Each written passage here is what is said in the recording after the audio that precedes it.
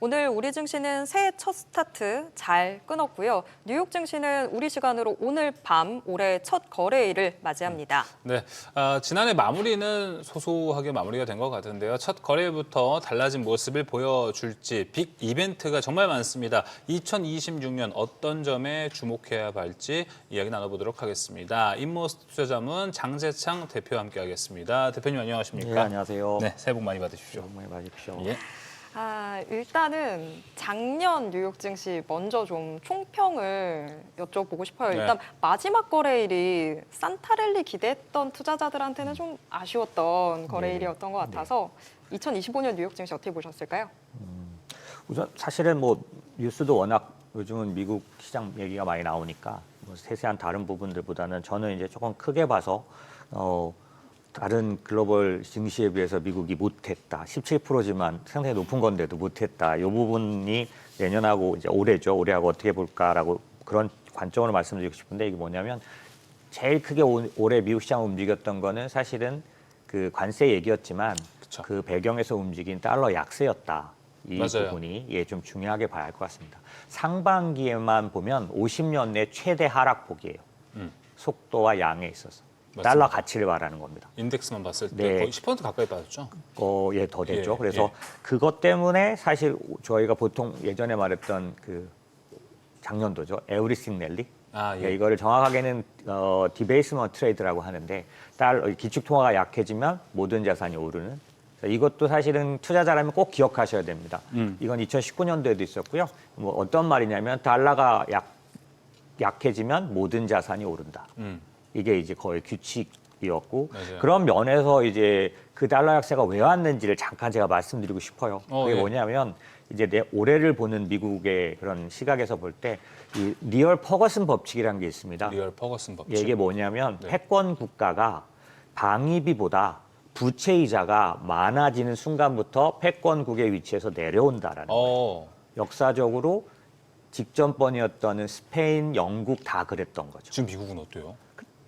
공교롭게 2025년 1월 달에 방위비 9천억보다 부채 이자 1조가 되면서 이게 2021년? 25년 1월. 25년. 방위비 때문에 천조국이라고 했었는데 그렇죠. 그렇죠. 그 흐름이 지금 완전히 깨졌던 바뀐 거네요. 거죠. 그래서 사실 우리가 좀 이해해야 될 게 25년 들어서 트럼프는 이 막중한 책임을 지고 대통령에 들어왔던 겁니다. 이게 뭐냐면 역대 처음으로 미국이 고꾸라질 수 있는. 근데 전 세계가 이미 그것을 눈치챘기 때문에 달러가 급속도로 상반기에 내려갔던 거고요. 그러니까 약해졌던 거죠. 네.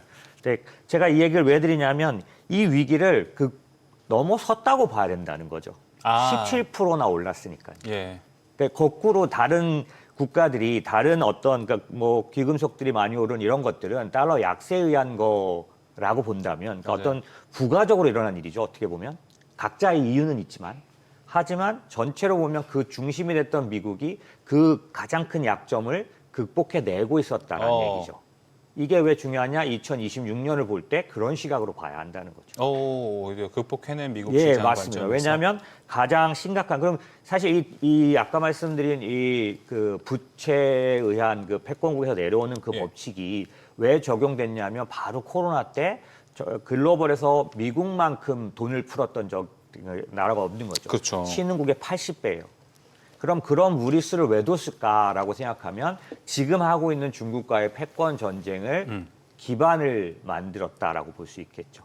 예, 그런 측면에서 사실은 좋은 모습, 어떤 앞으로를 보고 투자한 거였지만 재정 지출한 거였지만 사실 이게 2025년도에는 가장 크게 위험으로 다가왔던 거고 미국 입장에서는 네. 그거를 이제 달러의 가치가 떨어지고 예를 들면 그 기축통화의 위치를 잃어버릴 수 있는 위기를 트럼프는 사실 몇 가지 제도를 통해서 26년에는 네. 이제 극복해내고 오히려 더 유리한 위치를 가져갈 그렇죠. 수 있는 제도들을 내놨습니다. 근데 트럼프는 관세도 있다 보니까 의도적으로 좀 달러의 가치를 인하시키지 않았나라는 생각이 좀 들긴 하거든요. 그게 이제 사실 일기 때도 트럼프 일기 때도 마찬가지인데 네. 자기가 주장하는 그 주장은 달러 약세가 필요한데 맞아요. 사실은 정책은 강세를 가져오는 정책이었기 때문에 불가피하게 그게 그렇죠. 서로 모순되면서 문제가 됐었는데 그런 측면에서 달러 약세를 관세 때문에 조장했다는 혹은 유도했다 이렇게 보기에는 조금 전에 말씀드린 뭐랄까 미국이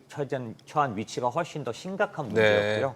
이게 얼만큼 급속도로 어려움을 줬냐면 전 세계에 있는 큰 나라들이 가진 연기금들이 달러에 대한 그런 해지 파생 상품에 다 가입하고 막대한 돈이 그쪽으로 들어가면서 모든 자산들 가격이 올랐던 그런 상황이기 그렇죠. 때문에 보이지 않지만 위기였다라는 거고요. 그러네요, 진짜. 보이지 않지만 위기였다. 그거를 미국은 어떤 면에서는 이제 극복해 나가고 있는 상황이기 때문에 26년도는 지금처럼 취약한 행동을 하지는 어떤 상황이 되지는 않을 거예요.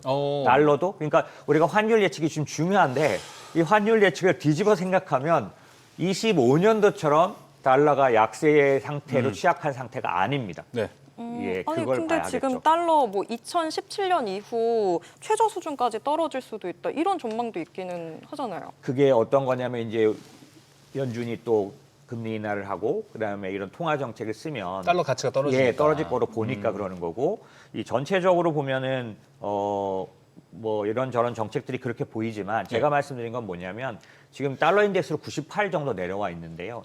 이게 급속도로 약화되는 일은 25년도 때문에 안 일어날 거라고 저는 보는 쪽인 거죠.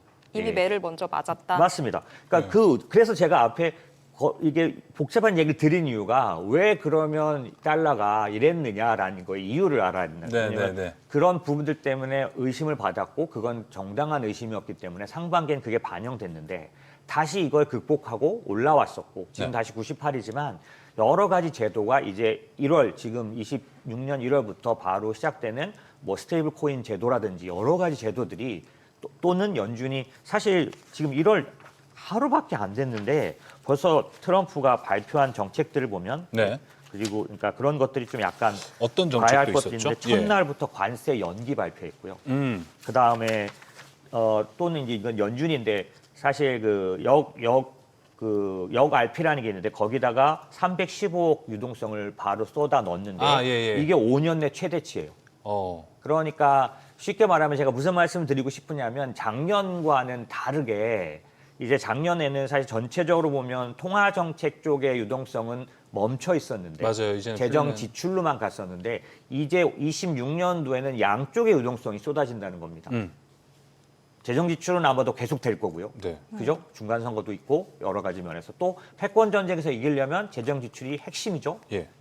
그런데 여기에 연준이 가세하면서 이제 조금 전에 이제 유동성 5년 내 최대 했다고 했는데 이것뿐만 아니라 과거에 미국이 빚이 굉장히 많아서 제2차 세계대전 같은 때에 그럴 때 썼던 정책을 우리는 금융 억압이라고 하는데 강제로 중앙은행을 장악해서 금리를 계속해서 내리고 그다음에 YCC라 그래서 장기 금리를 고정시키고 그다음에 OT라 그래서 오퍼레이션 트위스트라는 정책을 쓰고 그다음에 대형 은행들의 규제를 완화하고 이런 것들을 통해서 정부의 부채가 조금씩 더 떨어지도록 만드는 정책을 26년도에 본격적으로 쓸 거기 때문에 실제로 이 모든 것들은 다 유동성과 함께 움직이는 거라 아까 말씀드린 25년도에 그 정부 지출에 의한 재정 정책의 유동성만 있었다면 이제는 통화 정책의 유동성도 이제 가세하면서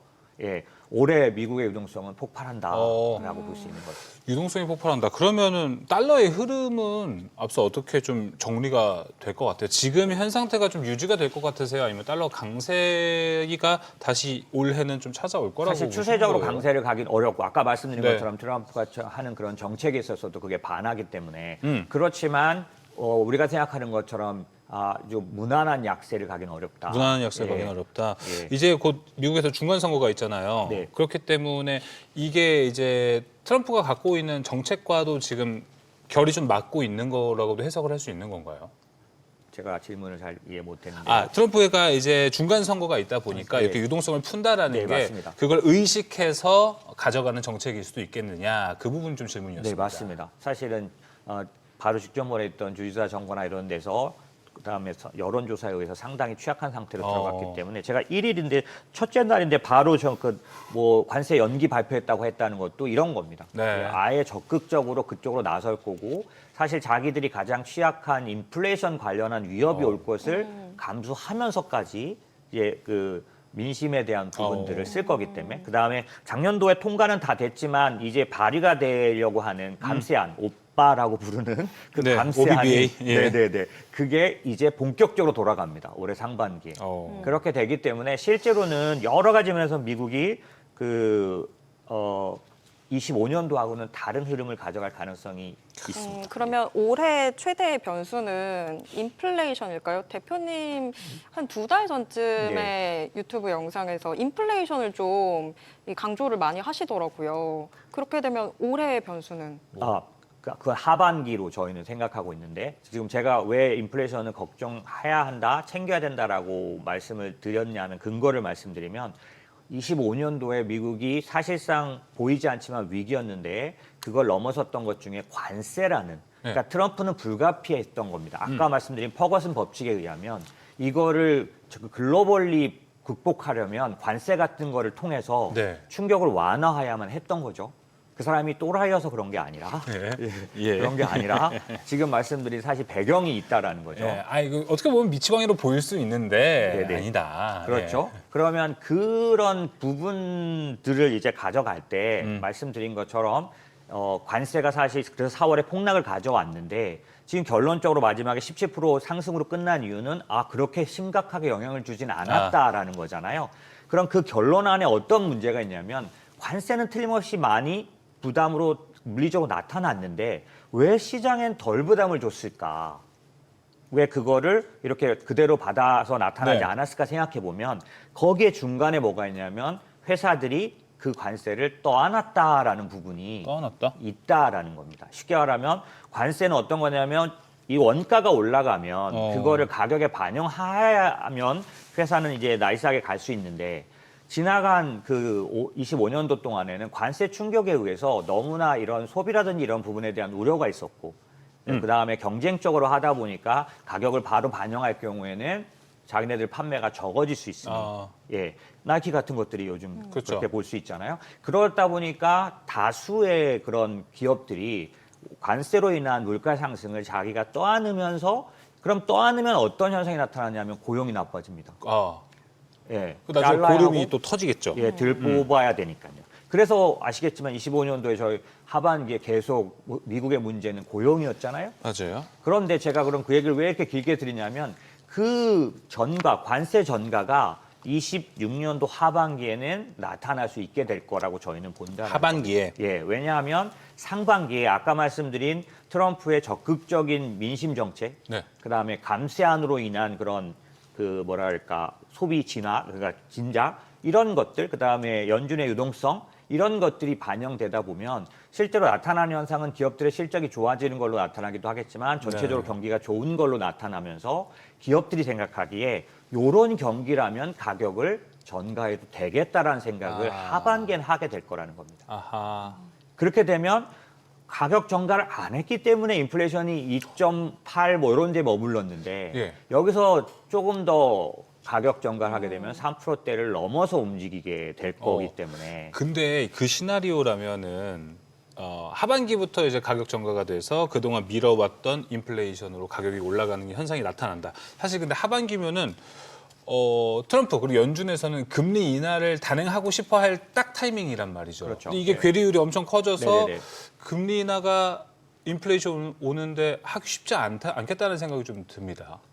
맞습니다. 그래서 기본적으로 인플레이션의 위협이 느껴지는데도 금리 인하를 할 수 있겠냐 라고 생각할 수 있고요. 그럼에도 할 거라고 봐야 되는 이유는 차기 연준 의장 지금 들어온 후보자 3명, 그중에서도 가장 유력한 헤셋 같은 사람들은 사실은 공급주의 경제학자고요. 지금 말하는 기존의 연준의 그런 개념으로 이 통화정책을 보지 않습니다.